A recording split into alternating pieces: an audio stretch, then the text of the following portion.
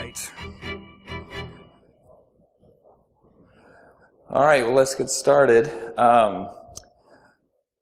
This is the most fiber-packed talk I think I've ever done, especially at a hackers conference.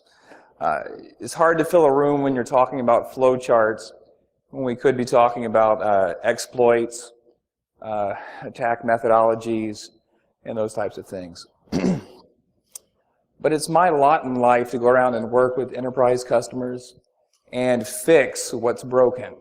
I am a tool vendor, so often vendors want to talk about tools.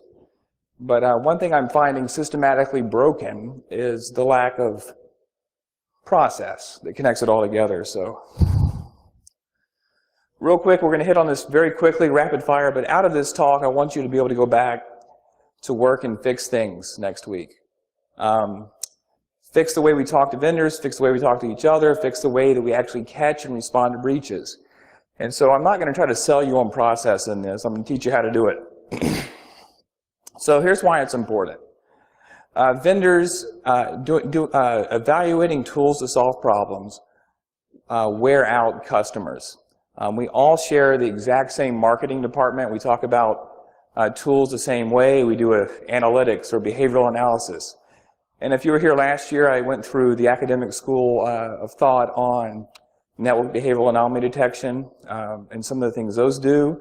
But this year at RSA and other conferences, every vendor is talking about behavioral and anomaly detection. So it's the same, it wears on you.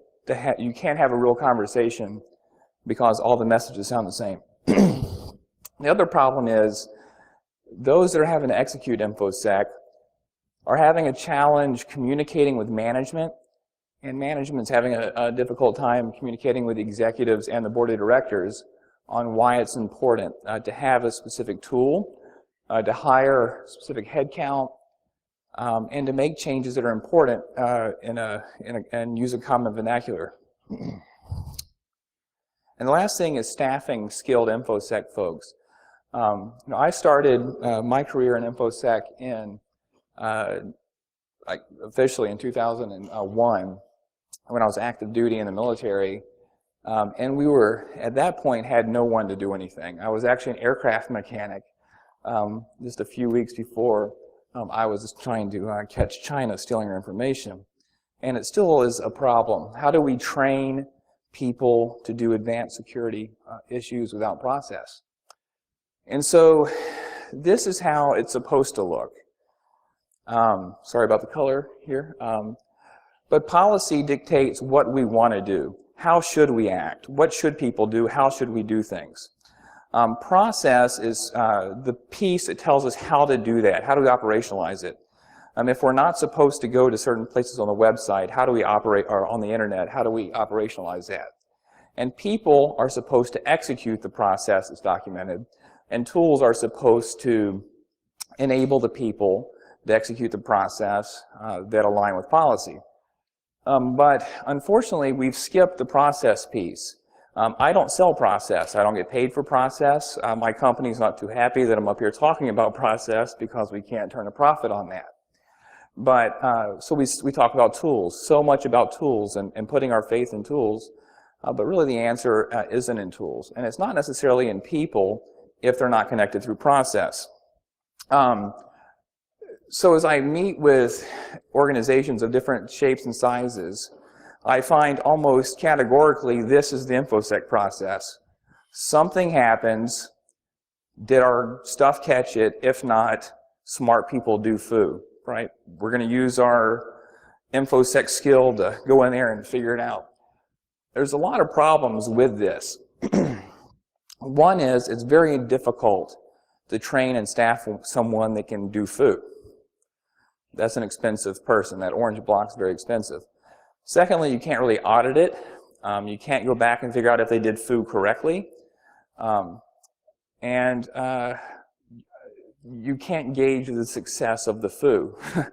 So the reality is we need something closer to this. Man, that's an eye chart on this screen. Okay.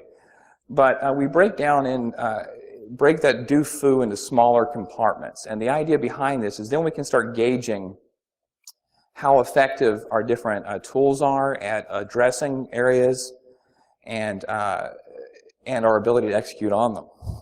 So the first thing I do, and this is my favorite part, is when I get the operators in a room.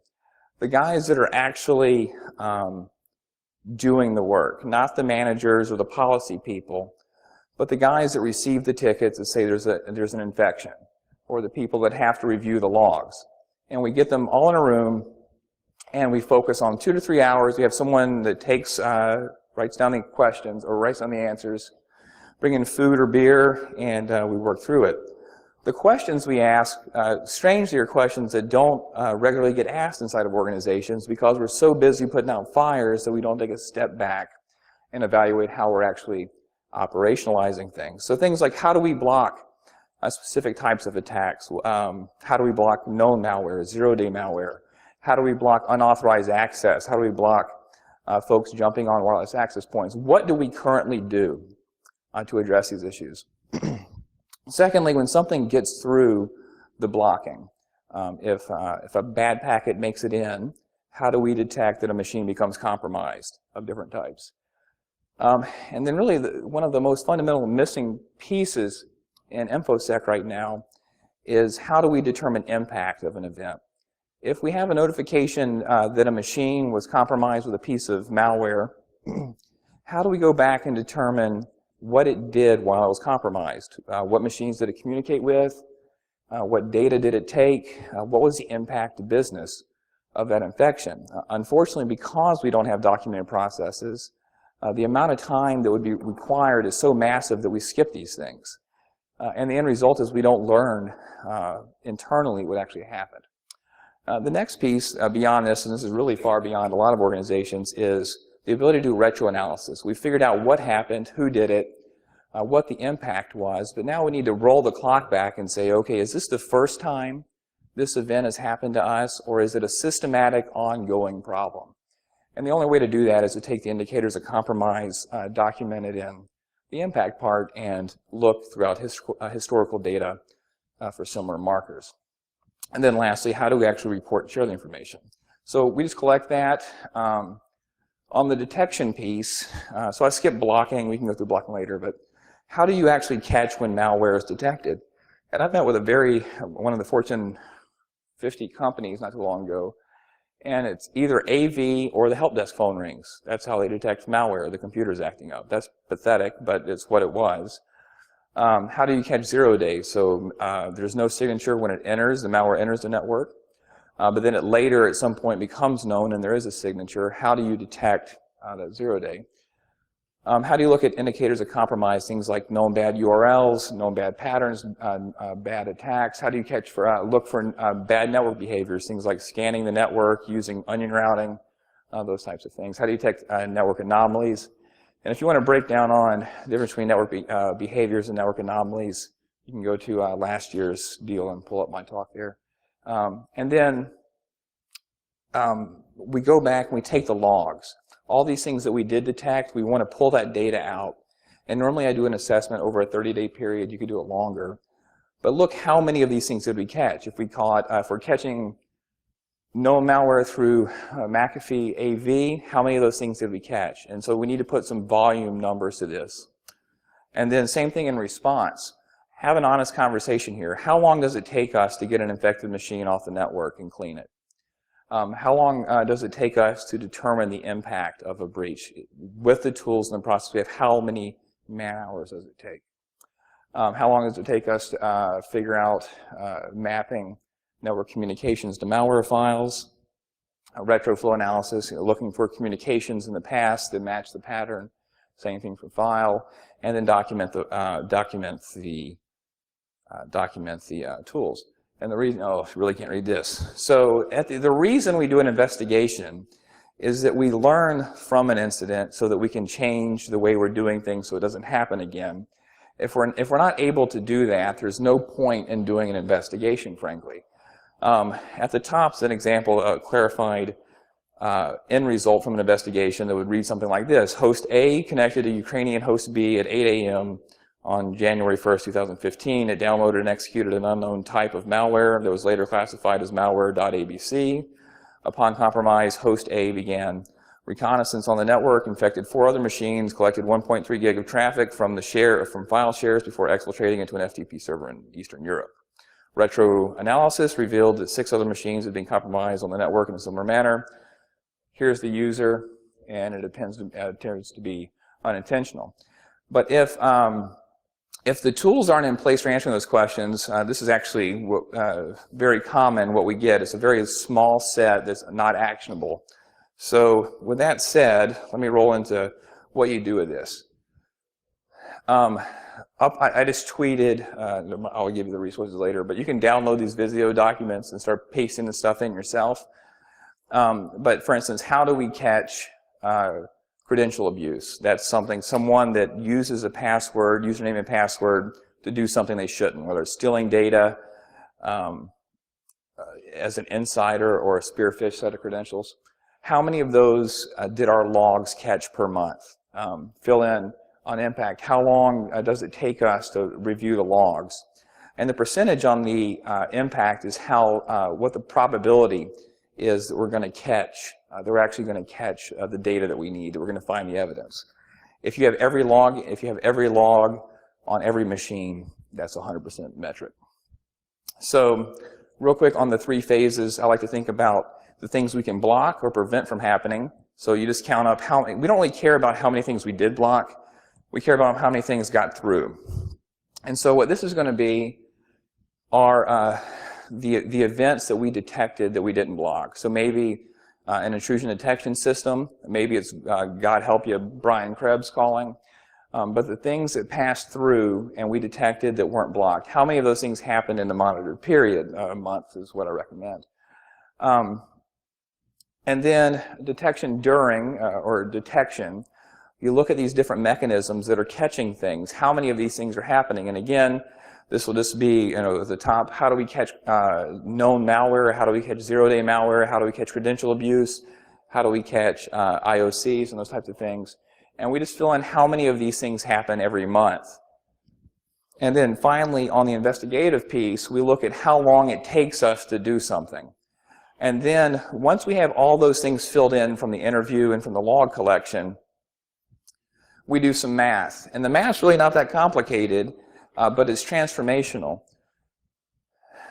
The number of events to investigate are pulled from the logs. And a good way to do this, if you're doing an evaluation, you call in the vendors that are always annoying you, like me or whoever, and let them put their tools in.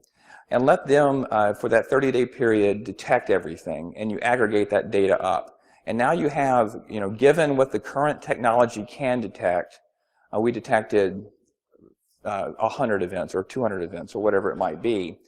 And that falls into the N variable here, the total events that we would need to investigate in a monitored period, in a month, right?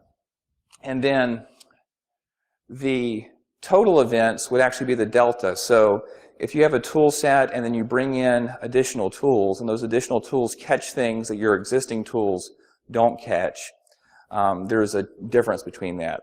Often with new technologies, we might catch twice as many events than you would with traditional stuff. So that T is going to be at least as big as N. If you're detecting everything that gets detectable, it would be that. Time per investigation, you take all those green blocks. How long does it take us to do retro file analysis? How long does it take us to do retro flow analysis? And you add all those blocks up. If we were to do all of those things on every investigation, what would be the total time to do one investigation completely? And then you multiply those out and divide that by 160, which is the number of hours an FTE, a full-time employee, should have, and you have these metrics. And the reason this becomes important now, that I just bored you to tears on how to build this before telling you why you need it, is when I come in as a vendor and I want to sell you a new tool, now we have a mechanism for, one, evaluating if it's actually good for the business, and two, for having a conversation to sell it internally. And this is, frankly, the reason I came up with this, is because I wanted to show that I'm not just bringing in new features. I worked for InfoWorld magazine for about 6 years doing product testing on network security gear, and we had to do these comparative matrices, right? and this tool has this feature and this tool has this feature. But I often found when I was testing them that the devices that had less features were better, and I was trying to understand why they were better. And the end result was their ability to impact a business process. And so if you take the before picture, and by the way, these are actually real numbers from a place, if I mentioned it, you would all know them. They have 285 events per month. With their current tool set, it took them 69 hours to investigate it. So that would require 123 FTE in their incident response team. So ridiculous amount of people. Came in there with some partners who brought in some tools we thought would be effective, and bringing in that stack reduced the requisite FTE from 123 to 9. Still pretty high, so we needed to bring in some services as well. But this level is important because what you can go back to the vendor and say is, you either need to reduce, you have to reduce my number of events. That if you can find anyone that can do that, that's going to have a quick return because it's going to have an immediate impact on FTE. And the reason, and then you take this up to management and say, look, this is why we need the tool, because it's not just good for security, it's good for business. And if a vendor can't do this, you don't need the tool. The next one is talking to management. You're not, because what management hears when we bring in tools is the security nerds want a new toy, right? That's what they're hearing when we say, no, you don't understand, we need advanced malware sandboxing, or big data analytics, or whatever it is, right? We need those things. Well, what they're hearing is the nerds need some more tools. And so we need to raise the conversation above that. And so this block, being able to say, if we bring the tools in, we can reduce the requisite FTE from 123 to 9 in this case. We can reduce the risk to the organization. We're only catching half of things we could catch. That's a risk problem. So now instead of having a conversation around features, tools, those types of things, we're having a business level conversation. And lastly, the reason I think this is most critical to InfoSec is my first gig that I was paid for in information security was I was a network security officer for the U.S. Naval Postgraduate School, and the chief of staff asked me what I needed to do that. And I said, I don't know, Captain, give me $250,000 and 7 sailors. So he did. He gave me those to go see the comptroller. Well, then I had 7 sailors that didn't know how to do anything InfoSec. And so what I found myself doing is I'm doing it all, and these guys are playing Call of Duty, right? Which was infinitely frustrating for me. So what we did is I took the things that I did, I put it out into a process, and then I would circle a portion of it. Take someone and say, you are going to take input from the previous guy, you're going to take the IP addresses, you're going to run a query, and you're going to determine every host that infected host talked to. And if on that list is something that's critical, you're going to document it, and then you're going to pass it on. And then all this guy does all day long is run these queries. Very easy to train this guy. The guy that has to do foo, much more expensive. So what ends up happening when you're doing professional development then is you bring a guy in to do flow analysis, or to do retro file analysis, or to do indicators of compromise queries. And you teach that to him, right? You build the how to do that. And then as he learns to master that, he's going to contribute back into improving that process. And then for his next phase in development, he will learn how to do the next piece. And maybe after he learns 2 or 3 parts of a part of the process, he might become a manager of guys, or a team lead on the guys that do this. And so you have an ability to take a guy that has acumen and aptitude, but doesn't need to have 20 years of InfoSec experience underneath their belt. So, Are there any questions? Every time I do a talk on flowcharts, I know this is what the faces are going to look like. It is a very high fiber type of conversation, and some of you have beer, and I don't have one, which makes me like you less. But any questions on this? I'm going to go to the next slide. There's a resource doc on this. This is sort of an abbreviated version of this talk, but oh, I messed up the URL. If you go to Twitter, Charles Herring, I tweeted the URL. It's not currently there, but it's just GrrCON 2015. Messed that up somehow. Anyway, use your imagination, GrrCON 2015. And you can download the deck and the Visio templates and start placing in the different numbers.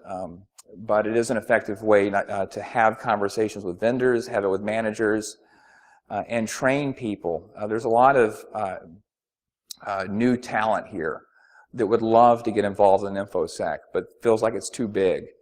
And the other part about this is they're going to learn the tools to doing a specific task, right? It might be, FireEye or FireAmp or CrowdFire, whatever, fires everywhere. One of those tools for doing malware analysis, right? Or retrofile, and they learn that tool. And they run with that tool, and you can have someone up and running, helping the team in a very short period of time. So, any questions, anybody? Somebody asked me one question. Oh, okay. All right, thank you very much. You have your time back.